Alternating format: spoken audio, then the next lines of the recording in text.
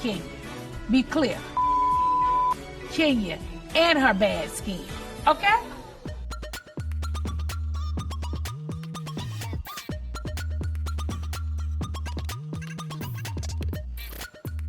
Hola, hola, hola, my people. We are back with another recap of Real Housewives of Atlanta, Season 12, Episode 17.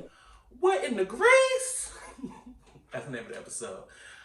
Make sure you guys like, comment, and subscribe before we jump into this video. Make sure you share with everybody. Comment down below and let me know how you guys are enjoying this video. Anything you would like to see different, any other reviews you would like me to do. I want to please you guys as much as I want to please me. But let's get into it. Again, we are episode 7, What in the Grease? The ladies finally traveled to Greece. And all of the drama starts to unfold. We start with Kenya. They hop right in. They spared no time. They spared no energy. They spared no emotion. I will say that the reactions that the girls had to the news about Kenya and Marc seemed like really genuinely caught off guard. You know, sometimes they plant scenes where it's like something got leaked to the blogs. Now everybody found out about it and happened to be recording while everybody found out about it. But everybody seemed like genuinely shocked and surprised. Eva was everybody in the world when it's like, what the? Let me call Cynthia. Forget checking on Marlo. Forget getting not Marlo, Kenya. Forget getting the real tea from the source. It was, let me call Cynthia because that's our home girl and she gonna give me the tea. But y'all know Cynthia, I love Cynthia and she means well, but that baby cannot hold water. Cynthia will tell it all, baby. Everything. And then Nene and Marlo talk about the news. Now, I will say, I think they took some delight in the news about Kenya. I don't want to sound like a mean person, I'm just going to say it. It's difficult sometimes being empathetic to someone that is known to be a villain or known to be nasty and messy.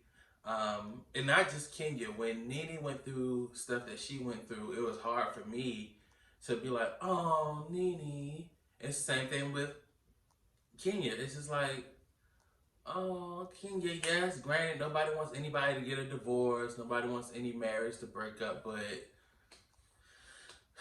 sometimes relationships are supposed to end. And I just don't feel bad that the relationship is ending. I feel sad for Kenya, but we'll get into that later. So Marlo and Nene, my name, Bennett, I ain't in it. But girl, you all up in it. You sat here and called Marlo to talk about somebody getting a divorce. You in it. So your name is Bennett. Your name ain't Bennett. But Marlo and Nene, one thing that I didn't like is I don't like that when they were talking about trying to give Kenya a compliment, like, this just happened. They were just together 2 days ago at the fundraiser. She looked gorgeous. I liked her dress. Yeah, but I don't think it was real Dolce. Why does that matter? Like, Marlo, you have nothing else to stand on except for I'm a scammer and I wear fashions. Now you be cute. You cute girl. I'm gonna give you that. You cute. But what does her dress have to do with being real or being fake? It was cute. I mean, you showed up dressed in a fake tuxedo. Just because it was name brand, did it make it any cuter than Kenya's dress? I don't know. I thought that was stupid and petty. But Candy and Cynthia go to Kenya's house to speak with her. So apparently they already knew things were happening and that Marc and Kenya had already gotten into this big argument, a big disagreement. I'm guessing Cynthia had already filled them in, so they knew that something was happening, but they didn't know that divorce was going to be filed. So them just talking in the driveway like, girl, couldn't have been me. Girl, couldn't have been me either. And I think that's what a lot of people do as friends, you don't want to go in there saying like, "Oh, girl, you've been in that relationship too long. That couldn't be me, girl. Oh no, girl, I'm glad." So go ahead and get it out with your other girlfriend, and then let's go up here and comfort her and give her what she needs. Right now is not the time to tell Kenya what she should have did or what she could have done better or signs that she could have paid attention to. It's like the writings were on the wall from the beginning of the relationship, and that's not what she needs right now. She needs support. She needs love, and I'm glad that they were able to do that for her. Not just tell her what she should have done or what she could have done differently, but their little banter in the driveway was. It made me feel like the relationship between Kenya and Marc was a little more real. Like the way that she shared her relationship with I'm not Kenya, with Candy and Cynthia privately. So it's like they know the interworkings of everything leading up to this. It is not just, it doesn't feel hollow like, oh, this just happened for the show, if that makes sense. If that makes sense. So we get into the house, and like I said, Candy and Cynthia were in the driveway talking, and they kind of, clued us in that some things had happened leading up to this moment. And then Kenya drops the bomb that something had happened in the Uber. Kenya Moore, I need you to go to that, that Uber app, find your driver, and send his information to me. I just got one or two questions. I'm not going to tarry too long, talk to him too long. I just want to know what was said and how it was said, because if things get that heated where the Uber driver had to put Marc out of his Uber, he had to be mighty disrespectful and nasty. I can only imagine some of the things that he was saying to her and about her, because he is a nasty guy. Like, I'm starting to take back everything I said previously. I'm not one to misspeak and then can't correct myself or be like, hey, I was wrong. He is nasty. He's a nasty man. He's nasty. So I can only imagine what he said to her in that Uber enough for the Uber driver to put him out of his Uber. I'm like, what? So bombshell number one. Here come number two. Kenya Moore just like boom, boom, boom. Y'all about to get all this tea. Marc Daly was cheating. I was like, no. You sat here with Tanya and brought this lady that had these negative things to say about her, excuse me, fiance, and that her fiance, Tanya's fiance, was possibly cheating on her with this woman. You are going through things like this in your marriage, and you still want it to be messy enough to mess up another relationship. That's mind-blowing, and it's also confirmation on why she's doing what she's doing. You're hurting in your relationship, so you want another beautiful relationship to hurt. I don't care if Paul and Tanya are engaged for the next 15 years. What they have is working for them.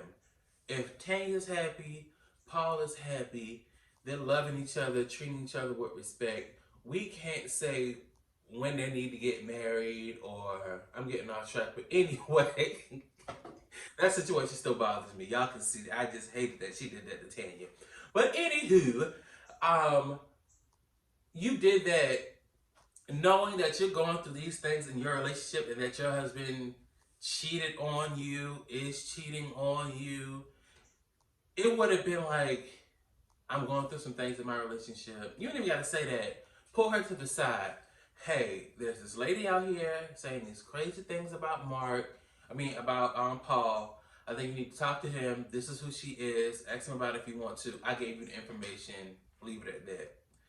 That still could have been a scene. Like, I understand that we're here to make a TV show, and what you did, Kenya, with the cookie lady was good for TV.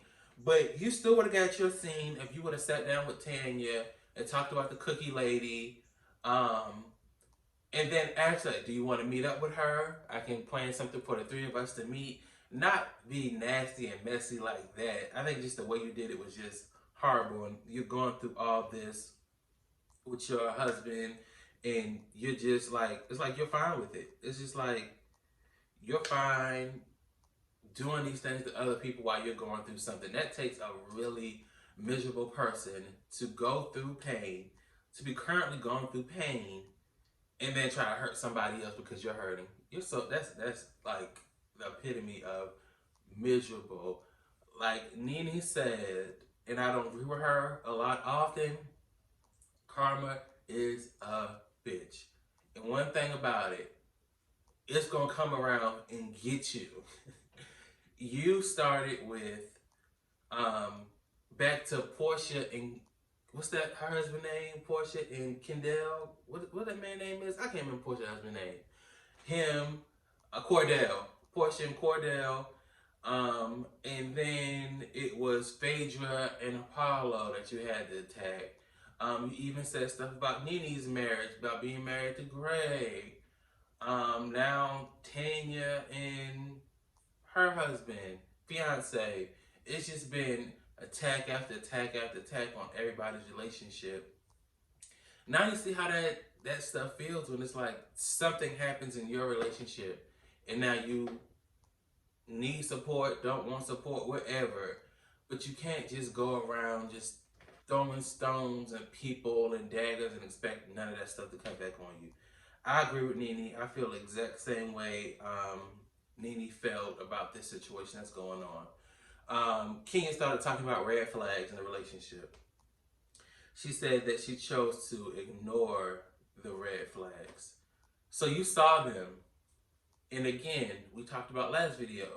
Kenya Moore is a prime example of when you want love so bad and you want something so bad, you settle for it and take it in any way. She saw the red flags, she ignored the red flags, and she proceeded, and now she's hurt. Just a couple episodes, Kenya was saying, once a cheater, always a cheater.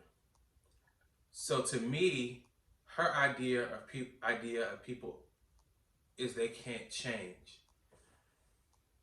So if 3 years ago he was doing this and now he's doing it now, why are you so hurt? I'm not saying that the hurt wouldn't be there, I'm not saying that the hurt shouldn't be there, but you know eventually something was going to pop out, something's going to happen. This man has spoken to you like trash since he came on the show, like since he appeared on this season. I've never, and I'm not saying it doesn't happen or didn't happen, again, I know editing and all that, never seen a lovey scene between you and him. And to me, it would seem like I want to be extra lovey on this show to make me look like a great husband, even if I'm not.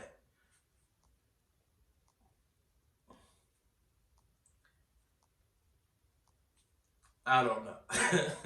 But I did feel bad for her when she was crying in the bed, talking about Brooklyn. That pain seemed real. I'm not saying that nothing else did, but that one I was like, okay, yeah, I feel for her on that front and having to go through this with her daughter and this with him. But I feel like Marc is who he is. He is not going to change for nobody. Don't waste your time, and that's all I got to say on the situation. I was just mind blown when she said that he cheated, and she called the girl, and why are you doing all this, boo boo? I was just like mind blown.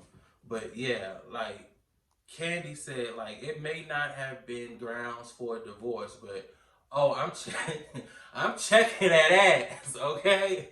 I'm checking that ass. Because you just can't go around just being disrespectful like that, and it seems like he isn't and won't change. We get to the airport. We're about to fly to Greece. Candy and Cynthia is telling everybody, you know, try to be respectful, blah, blah, blah. And I'm with Marlo. Oh, I don't know if I could do that. Oh, I don't know if I could do that. I don't know, because Homegirl is and has been a mess. She has said things and done things, And now that it's her time to eat a big chunk of this humble pie, I don't know if I could do that. I don't know if I could be quiet and not say nothing. I'm gonna try, but I don't know if I can do that. But again, Nene, karma is a bitch. Comes around, goes around. What goes around comes around. You did it. Here we go. It's your turn. You in the fire now, baby girl. Let's do it. Because I don't know who said it. Somebody said it, but I was thinking this as well. If it was somebody else going through this situation, Kenya will make them talk about it. Kenya always has a way of when somebody's going through something, she makes them talk about it. Like you have to explain things to the group. Like you owe the group an explanation about what's going on in your personal life. So I don't feel bad. Ask, dig in, go and let have. Like give it to her. I'm not saying being disrespectful. I'm not saying hurt her feelings, but it's out there. Let's talk about it. Why not? And also, Candy made a comment that I disagree with.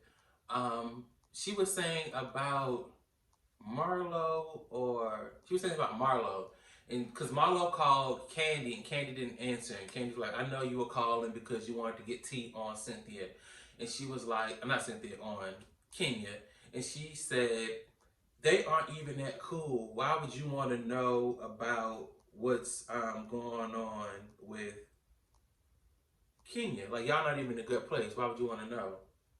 Or why would you have so much to say?" Something along that lines. And that made me think of Kenya and Portia. You and Portia wasn't that cool, but you decided to sit down with her and tell her to take it slow with Dennis. You decided to tell everybody he's getting people tattooed on him. You decided to have several conversations about Dennis when you and Portia weren't cool. So because the ladies aren't cool with Kenya, they can't say anything or have questions. Like, I feel like Candy is a good friend to a fault, to where she doesn't see like the negative things that she has done or that her friends do because she's so loyal and ride or die. Like you can't tell somebody don't do the things that I have done. Like it's kind of the same situation with you and Portia. You and Portia weren't in a great place, but you spoke about Dennis almost the whole season, and y'all know Katie's my girl, but I gotta call it like I see it. Call it like I see it. I was like, what? That didn't make sense. So we get to Greece. We fly to Greece. We get there. They weren't sure if Kenya was coming because she didn't show up to the initial flight, but she caught a direct flight and she came on the trip. Why they put them girls on that little ass bus? I'm like, that bus was tight as hell. But we get to the villa. The villa is really nice. They always pick a beautiful place. I'm with Portia. I don't get this whole activity, jump rope and hopscotch, backflip, kickball playing for these rooms. Just let me run to the room I like. Let me put my luggage down. That's my room. Now, the games were cute, and it was nice to see everybody getting along and having a good time and playing the games. The games were fun. The games were cute. Just give me a room. Just give me a room. And I thought Portia was going to kick Marlo out of her room so her and Tanya could share that guest house. But I guess she wanted the big room. It wouldn't matter to me. Big room, little room. We're in Greece. We're going to all be doing the same activities. We're only going to be in our room to sleep and get ready. As long as my bed is comfortable and the room is clean and I have a window, I'm fine. Like all that back and forth was unnecessary. So all the girls sit down to have dinner. But before we get there, why did Cynthia go to Nene and ask Nene to say something to Kenya? I was talking to one of my friends yesterday and she was like, Cynthia, you've been through a divorce. You've been through failed relationships. Why can't you be the voice of reason to your friend? Why do we need to have Nene add some type of advice? She already doesn't like Nene. Nene doesn't like her. And I also cannot get or understand for the life of me why these girls always feel like they need to run to Nene for advice. What has Nene shown or she has done to show that she is the person to go get advice from. I don't get it. I wouldn't say like, oh yeah, girl, you going through this. Nene would be the best person to talk to. Nene had nothing to say to me. Nene has nothing to say to me. Not being mean or nothing. Like, who is she to get advice from? Like, I don't get it. Like, all these girls have been through something. Failed relationships, failed marriages. Hell, Portia, cheating. Portia, all of them have been through things. Why would we need to involve Nene to talk to Kenya? Like, you know that's going to be a mess. And then you get in, Cynthia, you get a Nene to talk to Kenya to patch up bridges or whatever Nene said. When y'all two aren't even cool yet. Like, how are you going to somebody you're not cool with yet to go talk to somebody else that they're not cool with? That made no sense. I'm like, that doesn't even make sense. But I will give it to Nene. She was trying to be nice. Granted, I don't like you, so why are you trying to be nice to me? I don't care. But Nene was trying to be nice, so I'll give her that. That's it. Oh no, Kenya snubbing Nene at the table. I thought that was disrespectful. Because we didn't see anything that Tanya did to show support. We didn't see anything that Marlo did to show support. So, y'all know I can't talk. Show support. But you say thank you to everyone and purposely not say thank you to Nene. When she started the conversation to show you support on this trip, I was like, that's like unnecessarily like going out of your way to be nasty to somebody. You could have just said her name. If you said it low or really quick, you could have said Nene's name. And I didn't get Nene being upset when Candy was trying to explain to her what happened. In that instance, I don't think Candy was trying to defend Kenya or Kenya wasn't scared to say something to Nene because she was going out there with good intent to have a conversation with Nene, but it was too late. But the drama continues next week. Somebody tries to spit on somebody. I just hope that we get a good scene. I'm not looking for Portia and Nene to make up because I feel like that's so fake. But who are me to judge? But make sure you guys like, comment, subscribe. Make sure you please share this video. Subscribe. Share this video. Comment down below on this week's episode. And I will see you guys next week with another recap. Cats out here. Who knew so much pussy in Greece? Oh, it's because I gotta bring Dennis. It's pussy everywhere in Greece. Pussy to my left, pussy to my right. Cats are just sneaky, like a lot of these girls.